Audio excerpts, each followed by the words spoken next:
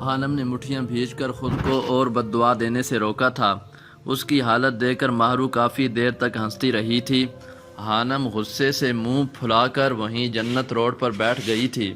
بس کرو حانم، اب چلو نا اندر، مشاعرہ شروع ہو چکا ہوگا۔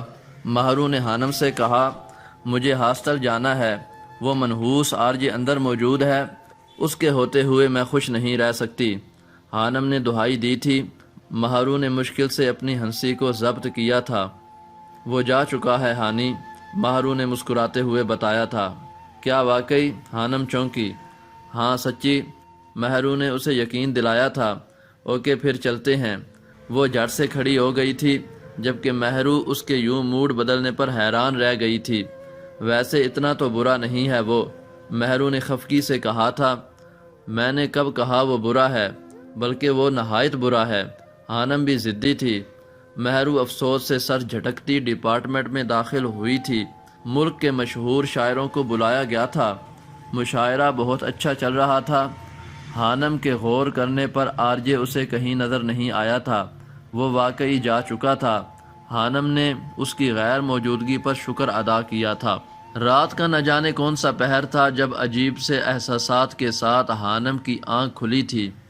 کوئی اس پر جھکا اسے اٹھا رہا تھا۔ ہانی اٹھو ہانی، وہ ماہرو رو رہی تھی۔ کیا ہوا ماہرو؟ حانم ایک جھٹکے سے اٹھ بیٹھی تھی۔ ہانی وہ ماما۔ ماہرو سسکیاں لے رہی تھی۔ وہ روتے ہوئے حانم کے گلے لگ گئی تھی۔ کیا ہوا آنٹی کو؟ تم کیوں رو رہی ہو؟ حانم کا دل کانپ اٹھا تھا۔ اسے کچھ غلط ہونے کا احساس ہوا تھا۔ وہ ماما کو ہارٹ اٹیک ہوا ہے، ماہرو نے مشکل سے روتے ہوئے بتایا تھا۔ یا اللہ خیر، حانم کا دل دہل گیا تھا۔ اچھا تم چپ کرو، رو مت، یہ بتاؤ کہ تمہیں کیسے پتہ چلا؟ بھائی نے بتایا، وہ لینے آ رہا ہے۔ ماما ہاسپٹل میں ہیں، آئی سی یو میں۔ یہ سب سن کر ہانی کی اپنی آنکھیں نم ہو گئی تھیں۔ اس نے ماہرو کو پانی پلایا تھا۔ صبح کے 4 بجے کا وقت تھا۔ حانم کمرے سے باہر نکلی تھی۔ وہ سیدھا کاؤنٹر پر گئی تھی جہاں رات کو گارڈ ڈیوٹی دیتا تھا۔ اس نے کاؤنٹر پر موجود گارڈ کو سب بتایا تھا جس نے وارڈن کو کال کی تھی۔ ماہرو کے گھر فون کرنے پر انہیں خبر کی تصدیق مل چکی تھی۔ کچھ دیر بعد ماہرو اپنے بھائی کے ساتھ جا چکی تھی، جبکہ وارڈن نے حانم کو اس وقت ماہرو کے ساتھ جانے کی اجازت نہیں دی تھی۔ کچھ دیر بعد ماہرو اپنے بھائی کے ساتھ جا چکی تھی، جبکہ وارڈن نے حانم کو اس وقت ماہرو کے ساتھ جانے کی اجازت نہیں دی تھی۔ حانم کو غصہ تو آیا تھا، لیکن وہ ہاسٹل کے قوانین کو نہیں توڑ سکتی تھی۔ جارڈن، تم آج کل کہاں ہوتے ہو؟ میں کچھ دنوں سے دیکھ رہا ہوں کہ تم زیادہ تر وقت باہر گزارتے ہو، کیوں؟ انتھنی جارڈن سے پوچھ رہا تھا۔ کیوں میں باہر نہیں جا سکتا؟ جارڈن نے غصے سے الٹا سوال پوچھا تھا۔ جا سکتے ہو لیکن… کیا لیکن؟ جارڈن نے اس کی بات کاٹی تھی۔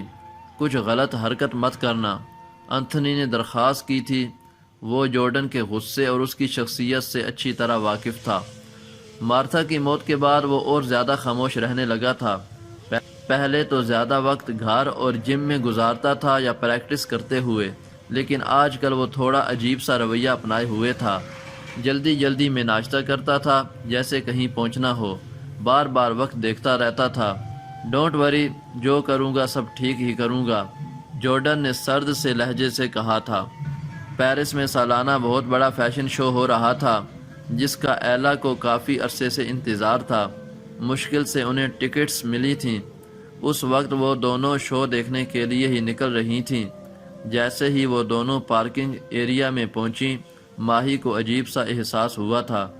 اسے روڈ پر ایک بائک کھڑی نظر آئی تھی اور اس پر سوار ہیلمٹ پہنے وہ شخص، وہ اسے کئی دنوں سے نوٹ کر رہی تھی۔ کیا ہوا ماہی، جلدی چلو، ایلا نے گاڑی میں بیٹھتے ہوئے کہا تھا۔ ہاں چلو۔ ماہی کے چہرے پر الجھن واضح تھی۔ وہ گاڑی میں بیٹھ گئی تھی، لیکن اس کی نظر بیک مرر سے گاڑی کے پیچھے آتی بائک پر تھی۔ اس کے حواس باختہ ہونے لگے تھے۔ ایلا، مجھے لگتا ہے کوئی ہمارا پیچھا کر رہا ہے، ماہی نے ڈرتے ہوئے بتایا تھا۔ But really? ایلا نے پرجوش سے لہجے میں پوچھا تھا۔ ہاں، مجھے کچھ دنوں سے محسوس ہو رہا ہے کہ کوئی ہم پر نظر رکھے ہوئے ہے۔ ایسا لگتا ہے جیسے ہم کسی کی نظروں میں ہیں۔ ماہی پریشانی سے بتا رہی تھی، اور وہ کم آن ماہی، ایک تو تم وہمی بہت ہو۔ ایلا نے اس کا مذاق اڑایا تھا۔ نہیں، میں سچ کہہ رہی ہوں، وہ دیکھو گاڑی کے پیچھے۔ ماہی نے اشارہ کرتے ہوئے دوبارہ مرر میں دیکھا تھا، لیکن اب وہ بائک غائب تھی۔ اس کا دماغ چکرا گیا تھا۔ کہاں؟ ایلا نے پوچھا تھا، لیکن ماہی کے پاس کوئی جواب نہیں تھا۔ تمہیں ریسٹ کی ضرورت ہے ماہی، حشام کو لے کر تم ذہنی طور پر ڈسٹرب ہو چکی ہو، ایلا نے سنجیدگی سے کہا تھا، جبکہ ماہی خاموش ہو گئی تھی۔ وہ اب اسے کیا بتاتی، کیا سمجھاتی؟ اس نے واقعی بہت دفعہ اس ہیلمٹ پہنے شخص کو اپنے آس پاس دیکھا تھا، لیکن وہ یہ بھی جانتی تھی کہ ایلا کبھی اس کا یقین نہیں کرنے والی تھی، اس لیے اس نے بحث کرنا ضروری نہیں سمجھا تھا۔ 2 دن گزر گئے تھے، مہرو واپس نہیں آئی تھی۔ اس کی امی کی طبیعت اب کچھ ٹھیک تھی۔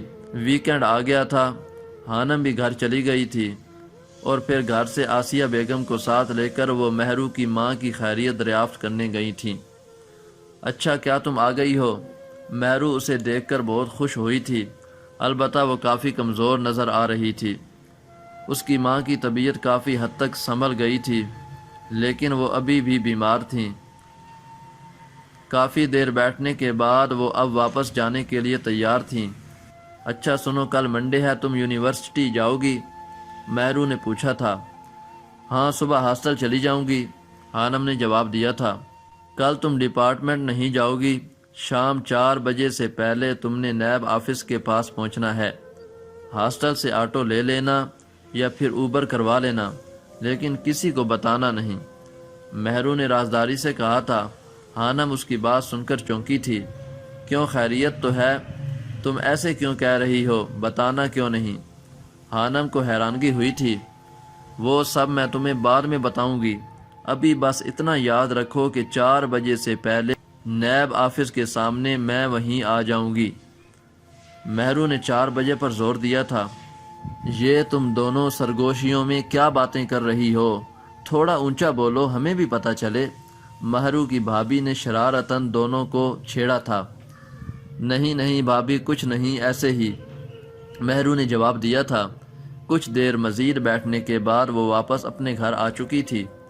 مہرو کی باتوں نے ہانم کو الجھا دیا تھا۔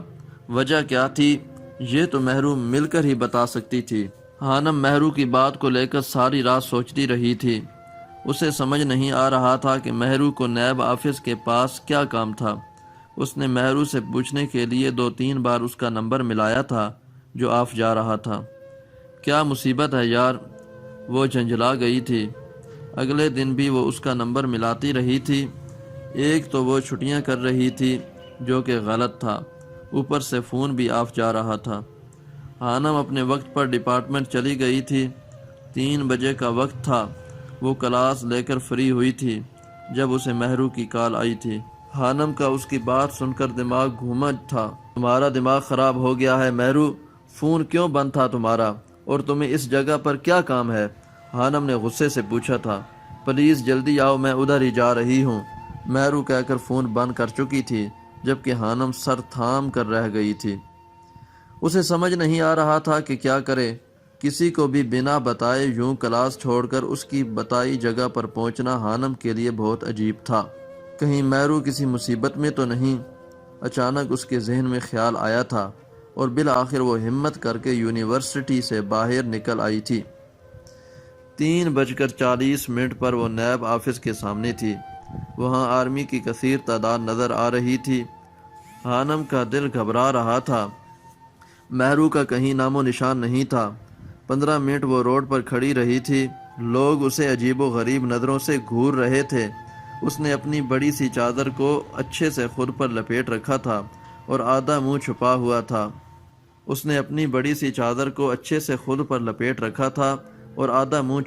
تھا۔ ہانم نے کانپتے ہاتھوں سے موبائل نکالا تھا۔ اس سے پہلے کہ وہ مہرو کا نمبر ملاتی، موبائل اس کے ہاتھ سے چھوٹ کر نیچے گرا تھا۔ اس نے فٹافٹ جھک کر موبائل اٹھایا تھا جو بند ہو چکا تھا۔ ہانم کے اب اوسان خطا ہوئے تھے۔ اسے محسوس ہو رہا تھا کہ وہ کتنی بڑی غلطی کر چکی تھی۔ 4:30 ہو گئے تھے لیکن مہرو نہیں آئی تھی۔ شام کا اندھیرا پھیل چکا تھا، موسم ابر آلود ہو رہا تھا اور اس کا دل دھک دھک کر رہا تھا۔ اسے سمجھ نہیں آ رہا تھا کہ وہ کیا کرے۔ بار بار کوشش کرنے پر بھی اس کا موبائل آن نہیں ہوا تھا۔ اس جگہ پر وہ آٹو میں آ گئی تھی لیکن اب واپس جانے کی سمجھ نہیں آ رہی تھی۔ گاڑیاں، لوگ اور ہر طرف پھیلا شور اسے پاگل کر رہا تھا۔ وہ ہمیشہ کالج سے گھر اور گھر سے کالج سے اکیلے گئی تھی۔ لاہور میں رہنے کے باوجود اس نے دوسروں کی طرح لاہور پورا نہیں دیکھا تھا۔ جیسے ہی 5 بجے تھے، آنم کی آنکھیں نم ہونا شروع ہوئی تھیں۔ اندھیرا پھیل چکا تھا، مہرو نہیں آئی تھی، وہ اسے کال بھی نہیں کر سکتی تھی۔ اس وقت سچویشن ایسی تھی کہ آنم کا دماغ کام نہیں کر رہا تھا۔ اس نے دل سے دعا کی کہ اللہ اس کی مدد کرے، اور پھر کچھ دیر بعد ایک گاڑی اس کے سامنے رکی تھی۔ تم یہاں کیا کر رہی ہو؟ آرجے نے گاڑی کا شیشہ نیچے کرتے ہوئے پوچھا تھا۔ آنم اپنے سامنے آرجے کو دیکھ کر عجیب سی کیفیت میں مبتلا ہو گئی تھی۔ پہلی بار اسے آرجے کو دیکھ کر اچھا لگا تھا۔ وہ اس وقت اس کے لیے ایک مسیحا بن کر آیا تھا۔ وہ میں آنم کے الفاظ ساتھ نہیں دے رہے تھے۔ گاڑی میں بیٹھو، اس کا انداز حکمیہ تھا۔ بنا کوئی کچھ سوچے سمجھے آنم دوسری طرف کا دروازہ کھول کر گاڑی میں بیٹھ گئی تھی۔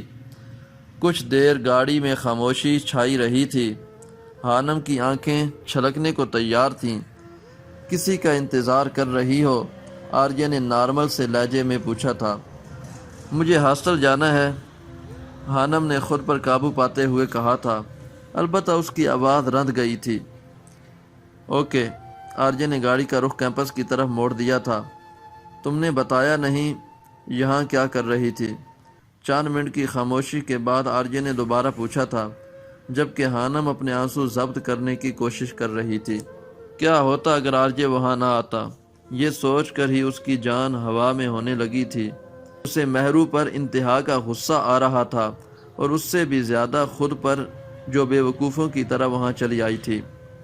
آنم نے آرجے کی بات کا کوئی جواب نہیں دیا تھا۔ آرجے کو اس کی خاموشی چڑھا رہی تھی۔ اس نے گاڑی میں میوزک لگا دیا تھا۔ پلیز اسے بند کر دو، آنم نے التجا کی تھی۔ اس کا سر درد سے پھٹ رہا تھا۔ اور گاڑی تیز چلاؤ، مجھے جلدی ہاسٹل پہنچنا ہے۔ اسے پریشانی ہو رہی تھی کہ اگر وہ مقررہ وقت تک ہاسٹل نہ پہنچی اور لیٹ ہو گئی تو وارڈن اسے نہیں بخشے گی۔ اس کی بات کا آرجے پر الٹا اثر ہوا تھا۔ اس نے گاڑی کی رفتار کم جبکہ میوزک کا والیوم تیز کر دیا تھا۔ آنم نے آنکھیں میچ کر خود کو کچھ غلط کہنے سے روکا تھا۔ اس وقت وہ اس کے رحم و کرم پر تھی۔ مجھے یہاں مہرو نے بلایا تھا، کچھ کام تھا ہمیں، لیکن وہ لیٹ ہو گئی، آ نہیں سکی۔ بالآخر اسے بولنا ہی پڑا تھا۔ اس کی بات سننے کے لیے آرجے نے میوزک بند کر دیا تھا۔ اوکے، وہ بس اتنا ہی کہہ پایا تھا۔ خاموشی، خاموشی، ایک طویل خاموشی چھا گئی تھی۔ ویسے ہو تو تم 5 فٹ 4 انچ کی، لیکن نخرہ کیوں ہے اتنا تم میں؟ آرجے کی بات پر آنم نے حیرت سے رخ موڑ کر اسے دیکھا تھا۔ وہ اب اسے گھور رہی تھی۔ ہاں نا، اتنی ہی ہائٹ ہے تمہاری، 1 انچ اوپر نیچے ہو سکتا ہے۔ وہ ڈھیٹھوں کی طرح ہنسا تھا۔ ویسے تمہارا میری گاڑی میں بیٹھنا اس بات کی گواہی دیتا ہے کہ یا تو میں نہایت با کردار لڑکا ہوں یا پھر تم بھی میرے ہی جیسی ہو۔ وہ کہا لگا کر ہنسا تھا۔ آنم بس خود پر ضبط کر رہی تھی۔ وہ کچھ ایسا نہیں بولنا چاہتی تھی جس سے آرجے کو غصہ آتا اور وہ اسے چھوڑ کر چلا جاتا۔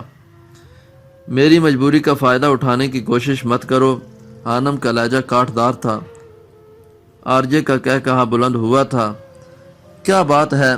ویسے نہ مجھے تم میں کوئی دلچسپی نہیں ہے، اگر ہوتی تو بھی میں زبردستی کا قائل نہیں ہوں، اور ویسے بھی مجھے یاد آیا تم تو میری قانونی بیوی ہو، میری گاڑی پر حق رکھتی ہو، اس لیے میں تم پر کوئی احسان نہیں کر رہا بلکہ تم اپنا حق استعمال کر رہی ہو۔ وہ اسے چڑھانے میں کوئی کمی نہیں چھوڑ رہا تھا۔ تمہارا نام کس نے رکھا تھا؟ اب آنم کسی حد تک نارمل ہو چکی تھی۔ میں نے خود۔ وہ پھر ہنسا تھا۔ روحان کی بات کر رہی ہو؟ وہ مام نے رکھا تھا، آرجے نے بتایا۔ کیا تمہیں پتا ہے کہ روحان کا مطلب کیا ہے؟ آنم نے پوچھا۔ روحوں جیسا پاک صاف۔ آرجے کے نام گردن ہلانے پر ہانم نے بتایا تھا۔ واو واو، نہ چاہتے ہوئے بھی آرجے ہنسا تھا، اور مجھے دنیا میں تمہاری روح سے زیادہ غلاظت میں لپٹی روح کسی اور کی نظر نہیں آئی۔ آرجے کے کہے کو بریک لگی تھی۔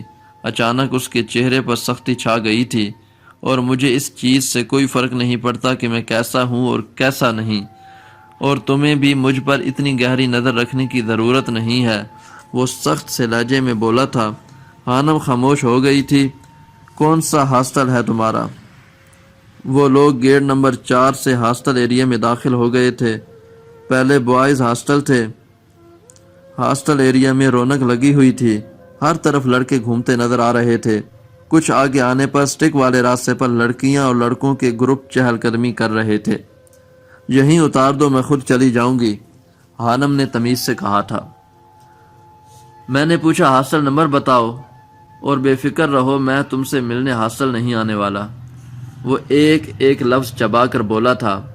11، ہانم نے جواب دیا تھا۔ کچھ منٹ بعد وہ اس کے ہاسٹل کے سامنے کھڑے تھے۔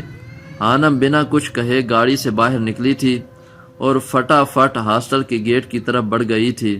جیسے ہی وہ گیٹ کھول کر اندر داخل ہوئی تھی، آرجے نے ایک گہرا سانس لیا تھا۔ شام کے 7 بج رہے تھے۔ اب وہ گاڑی واپسی کے لیے موڑ چکا تھا۔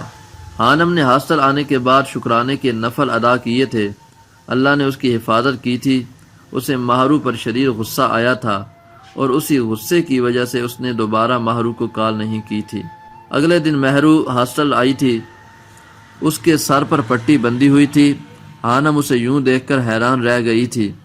سوری ہانم، کل جب میں تمہارے پاس آ رہی تھی تو چھوٹا سا ایکسیڈنٹ ہو گیا تھا، مہرو نے بتایا تھا۔ ہانم کو اس پر جتنا بھی غصہ تھا وہ اس کی حالت دیکھ کر کم ہوا تھا۔ پلیز معاف کر دو، میں نے بعد میں تمہارا نمبر ملایا تھا لیکن وہ بند جا رہا تھا۔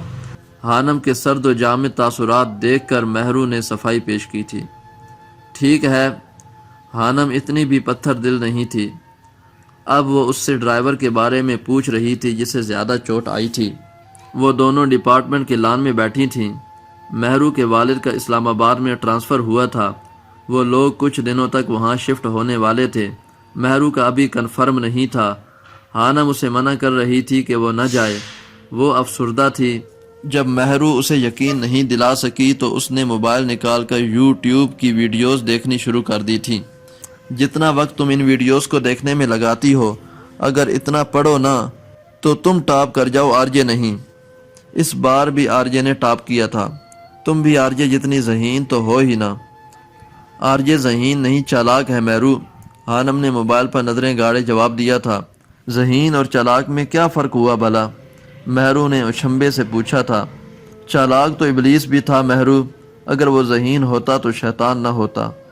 ہانم کی بات نے مہرو کو گنگ کر دیا تھا۔ وہ بہت گہری بات کہہ گئی تھی، اور ان سے کچھ فاصلے پر پیچھے کھڑے آرجے کے قدم جو مہرو سے کچھ پوچھنے آیا تھا پتھر کے ہوئے تھے۔ اس نے دانت بھینج کر خود پر قابو پایا تھا اور پھر واپس پلٹ گیا تھا۔ وہ دونوں کیفے پر بیٹھی تھیں۔ موسم کافی خوشگوار تھا۔ ان سے کچھ فاصلے پر مکی اور آرجے دوسرے ٹیبل پر بیٹھے تھے۔ آرجے مکی سے کچھ بات کر رہا تھا جبکہ مکی کی نظریں موبائل کی سکرین پر جمی تھیں۔ آرجے نے ہاتھ بڑھا کر مکی سے موبائل چھینا تھا۔ مکی اس وقت کوئی چیٹنگ پڑھ رہا تھا۔ میسج چیٹنگ نمبر پر XH لکھا ہوا تھا۔ وہ مکی کی کوئی ایکس گرل فرینڈ تھی جس سے اب اس کا بریک اپ ہو چکا تھا۔ آرجے موبائل واپس کرو، مکی ایک دم بوکھلا گیا تھا۔ تم ابھی تک اسے بھولے نہیں ہو؟ آرجے نے پوچھا۔ بھول چکا ہوں، بس تم موبائل واپس کرو۔ مکی اس سے موبائل چھیننے کی کوشش کر رہا تھا لیکن آرجے نے نہیں دیا۔ کچھ سوچتے ہوئے آرجے نے وہ نمبر ملایا تھا۔ مکی کے چہرے کا رنگ فک ہوا تھا۔ بیل جا رہی تھی۔ ان کے سامنے دوسرے میز پر رکھا ہوا ہانم کا موبائل بجا تھا۔ آرجے چونکا تھا۔ ہانم نے موبائل اٹھا کر دیکھا تھا اور نمبر دیکھ کر اس کے چہرے کا رنگ اڑا تھا۔ اس نے کال فوراً کٹ کی تھی۔ آرجے نے دوبارہ کال ملائی تھی۔ اس بار پھر ہانم کے موبائل پر رنگ ہوئی تھی۔ ہانم نے کانپتے ہوئے ہاتھوں سے کال ریسیو کی تھی۔ ہیلو، اس کی آواز میں غصہ اور خوف دونوں تھے۔ آرجے کو وہ منظر صاف دکھائی دیا تھا کال اٹھانے اور ہیلو بولنے والی ہانم تھی۔ آر جے کو یونیورسٹی کی بلڈنگ اپنے سر پر گرتی ہوئی محسوس ہو رہی تھی۔ اس نے جھٹکے سے مکی کی طرف دیکھا تھا جو پھیکے پڑتے چہرے کے ساتھ کبھی ہانم تو اس نے جھٹکے سے مکی کی طرف دیکھا تھا جو پھیکے پڑتے چہرے کے ساتھ کبھی ہانم تو کبھی آر جے کو دیکھ رہا تھا۔ اس نے آر جے کو دیکھتے ہوئے نفی میں سر ہلایا تھا جیسے کہہ رہا ہو مت کرو آر جے۔ آر جے کا دماغ چکرایا تھا۔ اسے اپنی آنکھوں کے سامنے اندھیرا چھایا محسوس ہو رہا تھا، یعنی وہ ہانی ہانی ہی تھی جو مکی کی گرل فرینڈ تھی۔ اس کے بعد بھی جاری ہے، کیا ہونے جا رہا ہے ان چاروں کی زندگی میں، ایک دھماکہ جو سب کچھ بدل دے گا۔